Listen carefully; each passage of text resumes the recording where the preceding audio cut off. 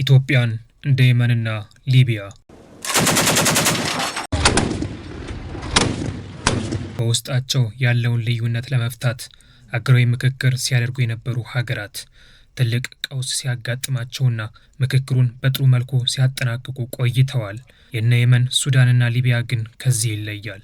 ህዝቦቻቸውን ለእልቂትና ለስደት ዳርገዋል። በጥይት ተደብድበው ሬሳቸው በአደባባይ ተጥሏል። አገራዊ ምክክር በእነዚህ ሀገራት ውስጥ መጥፎ ትዝታን ጥሎ አልፏል። አገራዊ ምክክር እያደረገች ያለችው ኢትዮጵያ ከእነዚህ ሀገራት ምን መማር አለባት?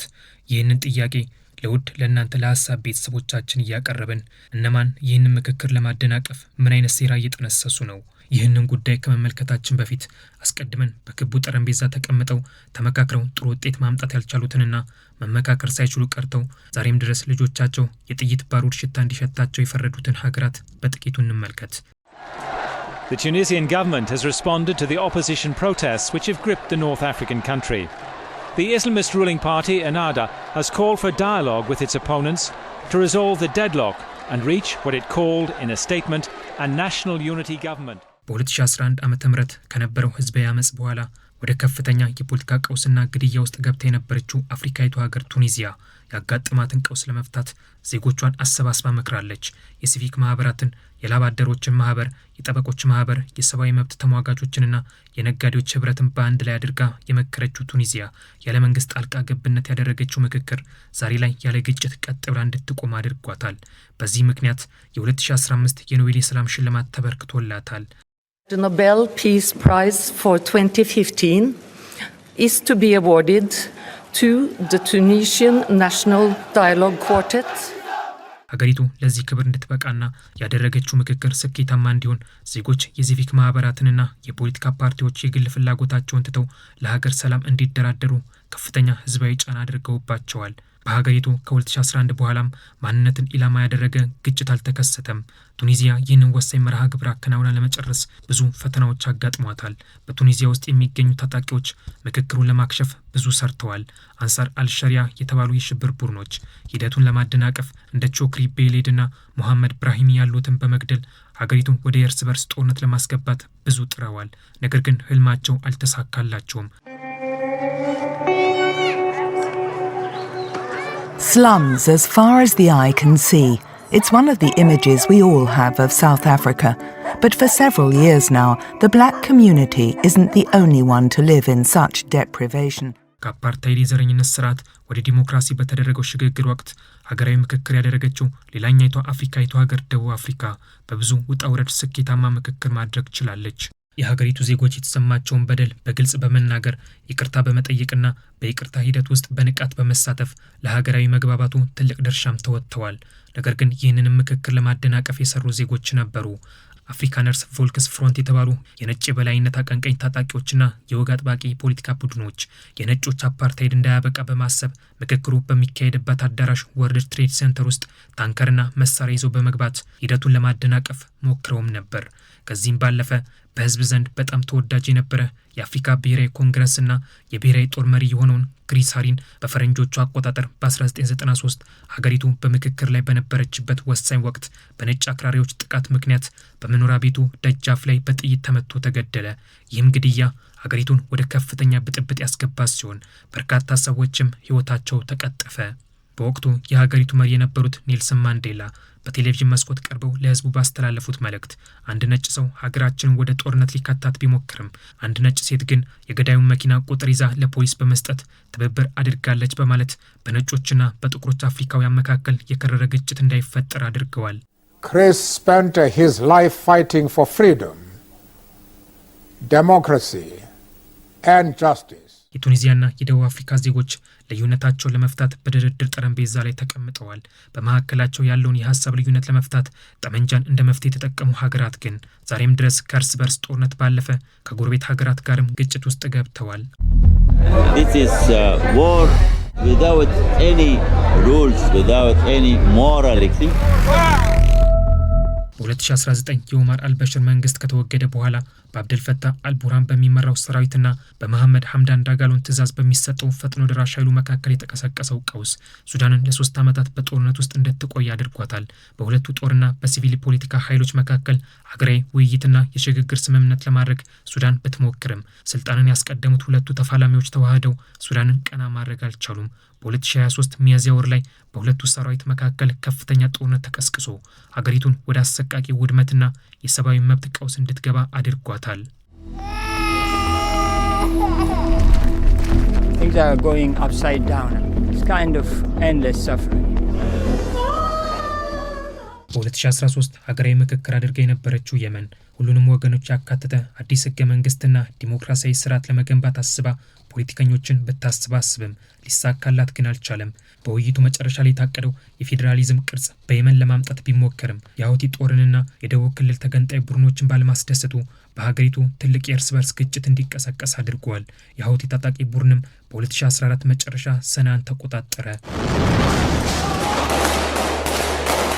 በሀገራዊ ውይይት ጉባኤ ውስጥ ሁቲዎችን በመወከል የሚደራደሩት በመካከለኛና በሰላማዊ አቋማቸው የሚታወቁት ዶክተር አህመድ ሻራፍ አልዲን በጥር 21 ቀን 2014 ዓ.ም የሀገራዊ ውይይቱን የመጨረሻ ውሳኔ ለመፈረም በመኪናቸው ወደ ጉባኤ አዳራሽ እየተጓዙ በነበሩበት ወቅት በመንገድ ላይ በታጣቂዎች በጥይት ተደብድበው ተገደሉ። የየመንን ሰላም ለማውረድና የሀገሪቱን የወደፊት ዕጣ ፈንታ ለመወሰን የነበራቸውን ታሪካዊ ፊርማ ለማስቀመጥ ጥቂት ደቂቃዎች ቀርቷቸው የነበሩት ዶክተር አህመድ ሻራፍ አልዲን መሞታቸው በውይይቱ ላይ የነበረውን ተስፋ ሙሉ ለሙሉ ያጨለመና ሀገሪቱን ወደ ጦርነት እንድትሄድ ያደረገ ክስተት ሆኖ አለፈ። This was the car Ahmad Sharaf Eddin was travelling in on his way to the reconciliation talks. Unknown gunmen opened fire on his vehicle and then escaped in the confusion. ልዩነታቸውን በውይይትና በይቅር ባይነት መፍታት ፈልገው በጣቶቻቸው ላይ ብዕርንና ወረቀትን ይዘው የነበሩት ሀገራት በውጭ ሀገራት ጣልቃ ገብነት ምክንያት በብዕሩ ቦታ ጠመንጃ፣ በወረቀቱ ቦታ የግል መገለጫ ባንዲራ ሲይዙ ታይተዋል። ሀገራዊ ምክክር ማድረግ በፈለገች ሀገር ውስጥ ተቃዋሚዎችን በመደገፍ ያቺ ሀገር ጠንካራ ሰላም እንዳትሆን የሚፈልጉ የጎረቤትና የውጭ ሀገራት መኖራቸውን ታሪክ ይነግረናል። በሀገራዊ ምክክሩ ላይ የሚሳተፉ ተደራዳሪዎች በውይይት ስምምነት ላይ እንዳይደርሱ በገንዘብና በጦር መሳሪያ ያበረታቱ ሀገራት በየመንም በሊቢያም ታይተዋል። የጎረቤት ሀገራት በጎረቤቶቻቸው የሚመጣ ሰላም ለራሳቸው የደህንነት ስጋት እንደሚሆን አድርገው የሚመለከቱት በመሆኑ ሀገሪቱ በምታደርገው ምክክር ላይ አንዱ አሸናፊ አንዱ ተሸናፊ ለማድረግ ሲሰሩም ይስተዋላል። አሸናፊና ተሸናፊ የሌለው እርቅና ስምምነት ማድረግ የሚፈልጉ ሀገራት በጎረቤት ሀገራት ወደ ለየለት ቀውስ እንዲመሩም ተደርገዋል። የሀገራት የጥቅም ግጭት ፕሮክሲ ዋር ምክክሩ የሀገሪቱን የውስጥ ችግር ከመፍታት አልፎ የጎረቤት ሀገራትን የጥቅም ፉክክር ማስተናገጃ መድረክ አድርጎት ተመልክተናል። ለዚህ ደግሞ ማሳያ በእርስ በርስ ጦርነት እየታመሰች ያለችው የመን ነች። በ2013 የሀገራዊ ምክክር ለማድረግ ደፋ ቀና ስትል የነበረችው የመን በወቅቱ የውጭ ሀገራት ጣልቃ ገብነት በከፍተኛ ሁኔታ ታይቶባት ነበር። የኢራንና የሳውዲ አረቢያ ውድድር የመንን ለእርስ በርስ ጦርነት ዳርጓታል። በምክክሩ ላይ ይሳተፍ የነበረው የሁቲ ታጣቂ ቡድን በወቅቱ በኢራን መንግስት የሚደረግለት ድጋፍ ሳውዲን አስቆጥቷል። እናም ሁለቱ ሀገራት በየመን ያለውን ጥቅማቸው ለማስጠበቅ ገንዘባቸውን አፍሰዋል። Saudi Arabia has been pushing back against Iran's influence in the region. It starts as local grievances. I think Yemen was not initially a proxy war between Saudi Arabia and Iran. ከኢራን ጋር ሽኩቻ ውስጥ ስትገባ የነበረችው ሪያድ ከባህር ሰላጤው ሀገራት ጋር በመሆን የሀገሪቱን ምክክር ለራሷና ለጎረቤት ሀገራት ደህንነት በሚያመች መልኩ ለመጠምዘዝ ስትሞክር ተስተውላለች። በባህር ሰላጤው ሀገራት ጣልቃ ገብነት ምክንያት ምክክር ለማድረግ በጠረጴዛ ዙሪያ የተቀመጡት የየመን ተደራዳሪዎች በራሳቸው ፍላጎት ከመስማማት ይልቅ የደጋፊዎቻቸውና የውጭ ሀገራት ፍላጎት በማስቀደማቸው ምክንያት ወደ ለየለት ቀውስ አምርተዋል። ከሙአመር ጋዳፊ ውድቀት በኋላ ምክክርና እርቅ ሊያደርጉ የነበሩት ሊቢያውያን በውጭ ሀገራት ጣልቃ ገብነት ምክክራቸውን ትተው በጦርነት ሲታመሱ ቆይተዋል። እንደ ቱርክና ኳታር ያሉ ሀገራት በምዕራብ ሊቢያ ትሪፖሊ ያሉትን ተደራዳሪዎች ሲደግፉ፣ ግብጽ ደግሞ በምስራቅ ሊቢያ የሚገኘውን የጀነራል ካሊፋ ሀፍታርን ኃይል ስትደግፍ ቆይታለች። ሊቢያን ያቆሰለውንና ዜጎቿን ለሞትና ስደት የዳረገውን ጦርነት ለማቆም በምክክሩ ለመስማማት የፈለጉት የሀገሪቱ ተፋላሚዎች ህልማቸው መና ሲሆን ተመልክተዋል።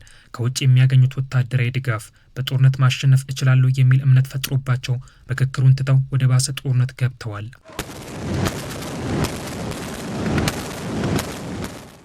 Welcome to Ethiopia.